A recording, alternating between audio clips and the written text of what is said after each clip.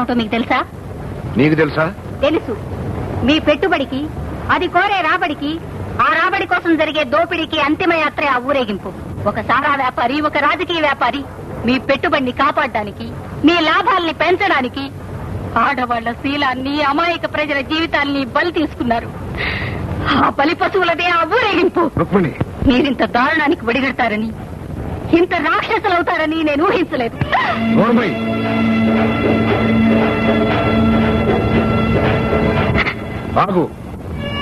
ఇది నా ఆశకు ఆఖరి దెబ్బ. మీరు మళ్లీ ఏనాటికైనా మనిషి అవుతారన్న ఆశతో నోట్ల కట్టలతో కట్టిన ఈ అందమైన జైల్లో మనిషిని యంత్రంగా మార్చే ఈ ఫ్యాక్టరీలో ఇన్నాళ్లు పడున్నాను. ఆ ఆశ ఈనాటితో నశించింది. నేను ప్రేమించింది, పెళ్లి చేసుకుంది ఒక దరిద్రుణ్ణి. ఒక్కసారి వెనక్కి తిరిగి ఆలోచించండి. మీరెక్కడి నుంచి వచ్చారు? మన జీవితం ఎక్కడ ప్రారంభమైంది? డబ్బు లేకపోవడం కాదండి, మనసు లేకపోవడం మహాదరిద్రం. డబ్బు సంపాదించొచ్చు కానీ అది చంపేసే మనసును మాత్రం మళ్లీ సంపాదించుకోలేం. ఆల్ రైట్, నేను మనిషిని కాను, దరిద్రుణ్ణి, రాక్షసుని. ఇక నువ్వు నాతో కాపురం చేయలేవు. వెళ్ళు, నీ ఇష్టం. వెళ్తాను. మళ్ళీ మీరు మనిషి అడిగి తిరిగి వస్తాను. వెళ్తున్నాను. మమ్మీ మమ్మీ, నేను నీతోట వస్తాను. బేబీ, బేబీ, నువ్వైనా నా దగ్గర ఉండు బేబీ. బేబీ,